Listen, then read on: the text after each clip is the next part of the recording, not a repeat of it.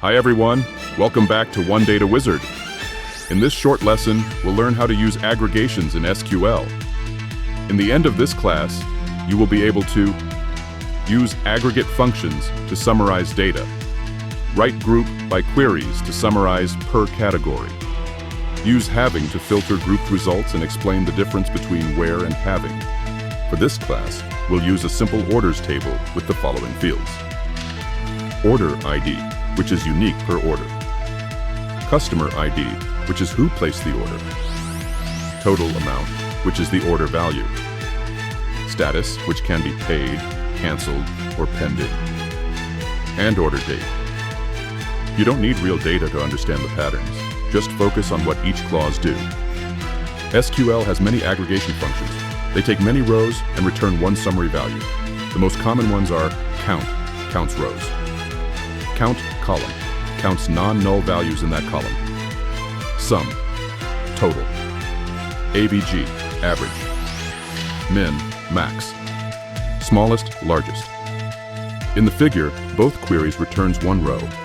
The first because has only aggregations, and the second because it has a group by clause.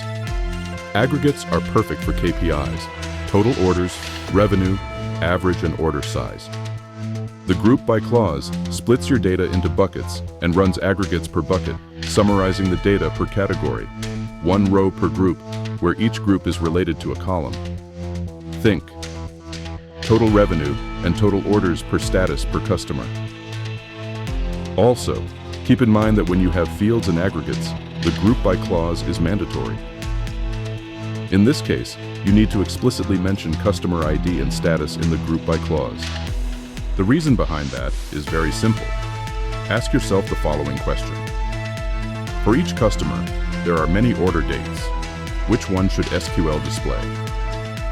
Since SQL does not know, SQL forces you to be explicit, either grouping by order date or aggregating order date using another aggregation function, like min or max, for example. A very important concept is the difference between where and having. The rule is very simple. Where filters rows before grouping. Having filters groups after aggregating. In the first query, where status acts paid removes rows before grouping, so revenue is based only on paid orders. Now, on the second case, having sum total amount, 1,000, show customers with revenue over $1,000. The best practice here is to use them together. In the example, we are retrieving paid customers with revenue 1,000. It is useful and helpful to remember in which sequence SQL process the commands. First, from. Second, where, filter rows. Third, group by, make groups. Fourth, having, filter groups. Fifth, select, choose output columns. Sixth, order by, sort results. Seventh, limit, if applicable. You don't need to memorize it perfectly, but remembering where before group by, having after solves most mistakes. To wrap up, aggregates summarize rows.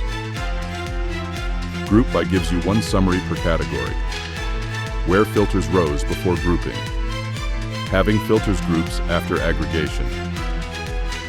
If you see an aggregate in a filter condition, it usually belongs in having. I hope you like the content.